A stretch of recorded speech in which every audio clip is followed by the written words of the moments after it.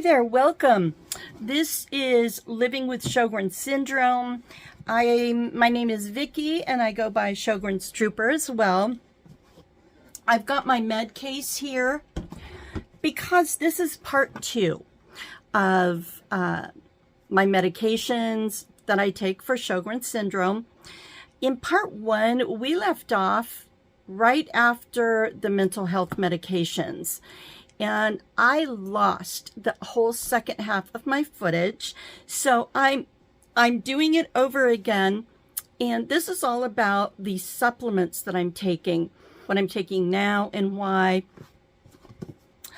how much it seems to help and how much it doesn't, how much of it is in my head being maybe placebo effect, and how much I truly notice a difference in my symptoms. I'll go through that. So let's get into it. Here's a quick review. In part 1, we talked about my medications, what I used to take, what I don't take anymore, and why. Sorry. And what I take now: a daily prednisone of 5 milligrams, methotrexate 20 milligrams once weekly as a subcutaneous injection, which is 0.8 cc's on an insulin syringe, and I use my thigh.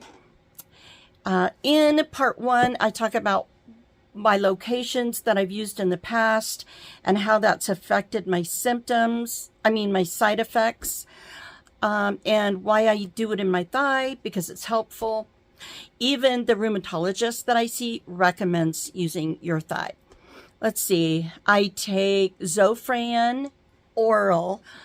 I take omeprazole because of the GI issues and the swallowing, keeping it down issues.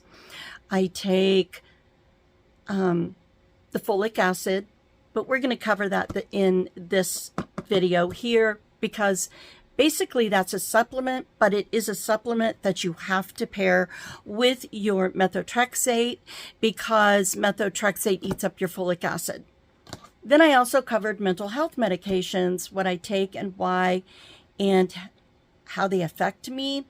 So without further ado, now I will proceed into the supplements that I'm taking. So let's get started. All right.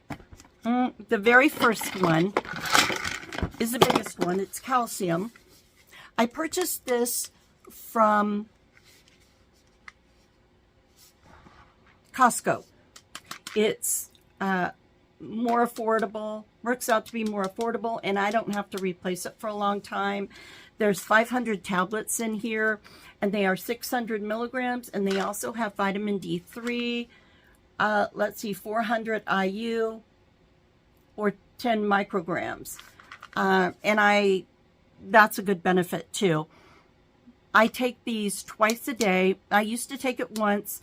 I had a DEXA scan recently that showed I have significant osteoporosis in my spine, and that I have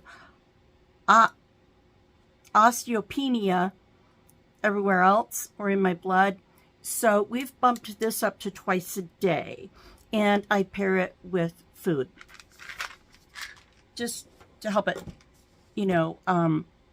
absorb better. And also, I wondered if I just took a higher dose or 2 at a time, wouldn't that fix it or suffice? And my general provider said, basically, higher than 400 or 500 or maybe 600 milligrams, calcium doesn't completely absorb. So I would just be peeing out, the rest of it, which is kind of a waste. And so that is why I take it twice a day, to make sure that the 400 I'm taking absorbs good and doesn't get wasted or lost in my excretions. So the next thing I take is cranberry. It's by True Nature, 1 per day. This cranberry has been widely studied for urinary tract benefits, antioxidant activity with clinically studied Sjogren ingredient. 650 milligrams. There's 36 micrograms per C-packs. I don't really know what that means. But there's 140 capsules. I just take one per day, and it has benefited me tremendously. I do have some urocystitis, and there are certain substances that are harder on my bladder. And what I forgot to mention in part 1 about Plaquenil is that it did bother my urinary tract. There were times when I just thought I had a raging infection. I would go in and it would be completely clear. And that was before cranberry. Cranberry helped a good 75%, but because I was still taking the Plaquenil, that irritation was still there. Sorry. The next thing I take is Ubiquinol. It is Mega CoQ10, superior absorption. It's the active form of CoQ10. Now, I took the other form, the it's Ubiquinol something, but it doesn't have the all. Ubiquinol or something like that. It did not do anything for me. The Ubiquinol, though, helps a little with my energy. I did order this off of Amazon because I could not find this form. Eventually, I ran out and I found this particular one at Costco. Yeah, in the Ubiquinol. So before I order it again, I will look for it. I just ran out and just opened this one. So it'll last me for a while. I only take one per day, and I take it with breakfast. All right, what else do I take? Vitamin D3, 200 IU, and my vitamin D level's been just fine. So what else do I take? The folic acid. It's 800 micrograms. And I take 5 of them per day. I could not find a 1 milligram tablet. My pharmacy and my store doesn't carry it in lower doses. I mean, in higher doses. They used to order it for me, but they don't deal with that company anymore. So I just take 800, and I was taking 5 tablets a day. Now I'm down to 4. I'm wanting to see if it's just a placebo effect that makes me feel better when I take more, or if I truly just don't need and I truly don't really need as much, or if I really do. So far, I'm doing fine. And it has been 4 days. So, all right. Next, I take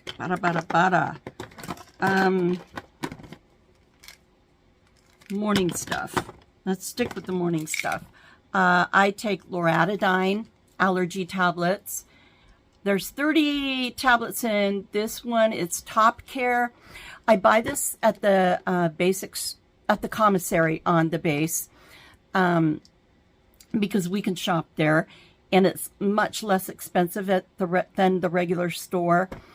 Sometimes I do have to buy it there, and I do buy the generic brand when I buy it on the regular store as well. Loratadine or Claritin name brand is almost twice as expensive. And I take 2 per day. It literally takes 2 per day to keep my sinuses in check. And that sinus ache is just miserable.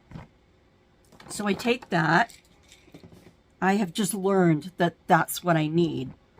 And I do test that theory from time to time to make sure. And it's not fun, because then it's hard to get it back under control again, even with increasing them. So, Let's see. Magnesium.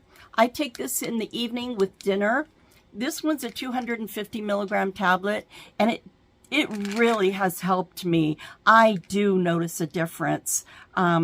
Sometimes I take it twice a day. If I start to have aching in the backs of my thighs or my gluteal muscles, so I definitely recommend the magnesium. And now one tablet does it for me, or one capsule, but that doesn't mean it's preventing the issue. It could be in my head, like placebo. It could actually be helping. It looks like this. And there could be times when it's just flaring. And I think that because it's not, maybe it's not flaring, and I think that this is helping. I don't know, but I've taken it anyway. With my diet being difficult because I'm sensitive and not being able to put as much down the pipe, my esophagus, as maybe it might take to be super healthy, I think that the magnesium is just going to help me. I do take a multiple vitamin, which is in here. It's Women's 50 Plus, and I'm going to show this. I'll also take a snapshot of it and try to put it up in the corner to show you what's in it, or you could just look it up. Maybe I can put a link to what's in this, but it's good. It'll help me. It's better than not taking it at my age and with my absorption issues. I also take a pro/prebiotic from Amway. I like it. It's very good. It's a powder. I put it in my water bottle, a full one. I purchased these. I think I usually purchase them on the base or at Safeway. I only use one every other day because I refill it. So I put the whole package in one of these. It's tasteless. I don't taste it at all. It does make the water a tidge cloudy, and I have noticed a difference. So this is digestive enzyme that I take once a day with my first meal. It's a breakfast, or it's a late breakfast or an early lunch. It makes a big difference. I feel like I'm absorbing more of my food. I'm not having the diarrhea. Of course, I do avoid certain things. They're expensive, and on the container, they recommend taking one with every meal and or more. But they're expensive, and one in the morning with a breakfast meal is good, helps with the problem. So why take more if you don't really need it, you know? All right. Here it is, the iron. I began to take an iron tablet. This one is 45 milligrams. The reason I began taking it, it's probably been 6 weeks, is because my iron was on the low end of normal. My iron was 32.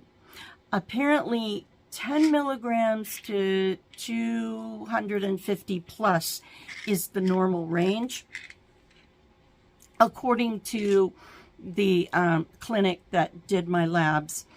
And mine was 32. And I thought, well, let's increase our iron and see if that doesn't help with the energy level. It could be a contributor. So I take one a day, and a couple times I have decreased it to 4 times a week, or, you know, because it does constipate a person. It can, and it helped. But I want the benefit. So maybe every other week to every 2 weeks, I'll decrease it to just 3 times. And along with this, I pair it with vitamin C. Why do I do this? Vitamin C, they say like it's really good for your immune system, but what bolsters your immune system also bolsters the attack against yourself with Sjogren's or RA, or I'm not sure about lupus, and I'm not sure about MS, but the reason I'm taking it is because, and it's 500 milligrams. It also has rose hips in it. It's just the way it came. I didn't specifically buy it for that. Maybe it helps, maybe not. I don't notice a reaction or an issue to the rose hips, but the reason I'm taking 1C per day is I'm pairing it with the iron, because the research I looked up online showed that vitamin C can help you absorb the iron better. So I wanted to make sure and absorb it. When I get my next lab work done for Sjogren's, which is in early February, if my inflammation is increased, then I'm going to have to go off of the vitamin C, because the vitamin C could be what's triggering it. It's so hard to know. All right, the next thing and last thing I take is melatonin. Now this one's a 3 milligram because I couldn't find it in the 4 milligram, and I didn't want to take 1 milligram and take 4 or 5 of them. So I take 1 full tablet and then I break one in half. So it's basically 4.5 milligrams. Once I find the 4 milligram, I'll go back to regular 4 milligram. But this seems to do good. The regimen I'm on is working good for sleep. And I will talk about sleep in the next video, which will be all about symptoms. And I will likely have to break that up into 2 or 3 videos, because I want to cover with you specific symptoms that many Sjogren's patients have difficulty with, and therapies that really do help, both with supplements and non-medication, non-pills, things that we can do to help. Lifestyle changes, other kinds of therapies. And I will also go into the eye drops that I use. As a tail end to this video, I want to tell you about TheraTears. I did ask TheraTears if, I could get a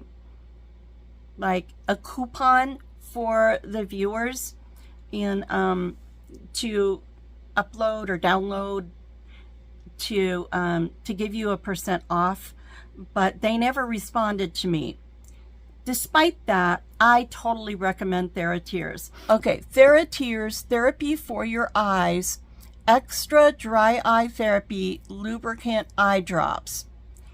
It's preservative free, and it was created by an ophthalmologist for his patients and their dry eyes. It's far better for my eyes, and I do have to use my eye drops like at least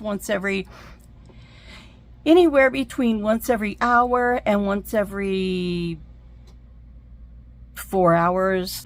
Thank you so much for tuning in for this video. I apologize for the length. I hope that it was helpful and beneficial for you. My mouth is already so dry just from speaking. I do know that xylitol mints do help. They don't sell them in the regular grocery store, at least not mine. If you know of a store or a grocery store or a pharmacy that sells xylitol mints, oh, please post it down below for all the different viewers or anybody who reads messages. And for me, I would so appreciate that, because I know I can find them online at Amazon, but I really don't know of any other place that sells them. And I would strongly benefit from them. I think anybody with Sjogren's or anybody with dry mouth for any reason would. I want to say, have an absolutely wonderful day, and I pray that you stay well. Love to you all.